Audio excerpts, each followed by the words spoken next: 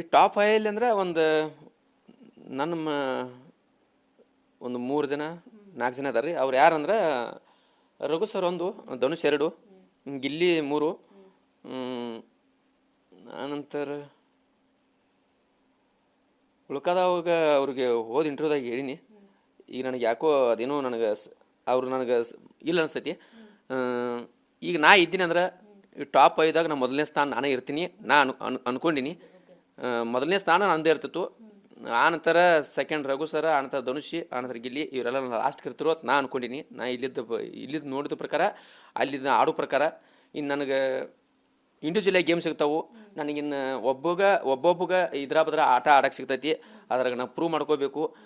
ಇನ್ನು ಭಾಳ ಆಸೆ ಇತ್ತು, ಭಾಳ ಕನಸು ಕಟ್ಕೊಂಡಿನಿ. ಇನ್ನು ಆಡಬೇಕಂತ ಹಠ ತೊಟ್ಟಿನಿ. ಭಾಳ ಎಷ್ಟೋ ನಿರೀಕ್ಷೆ ಇಟ್ಕೊಂಡಿನಿ. ಅದೆಲ್ಲ ವಿಫಲ ಆಯ್ತು ಅಂತ ಅನ್ಕೋತೀನಿ.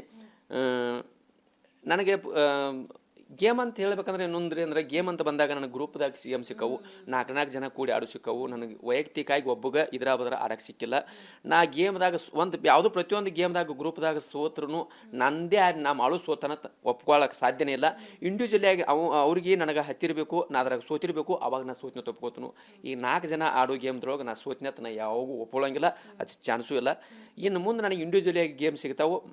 ಆಡಿ ತೋರಿಸ್ಬೇಕು, ಪ್ರೂವ್ ಮಾಡಬೇಕು, ಏನು ಅನ್ನೋ ತೋರಿಸ್ಬೇಕು. ನನ್ನ ಜನಕ್ಕೆ ನಾ ಉತ್ತರ ಕೊಡಬೇಕು. ನನ್ನ ಜನಕ್ಕೆ ನಾ ನನಗೆ ನಿರೀಕ್ಷೆ ಇಟ್ಟಂಗೆ ಅವ್ರಿಗೆ ನಾ ಕಪ್ ತಂದು ಅವ್ರ ಮುಂದೆ ಇಡಬೇಕು ಅನ್ನೋ ಭಾಳ ಆಸೆ ಇತ್ತು. ಅದು ಒಂದು ಬೇಜಾರೈತಿ ಇಷ್ಟು.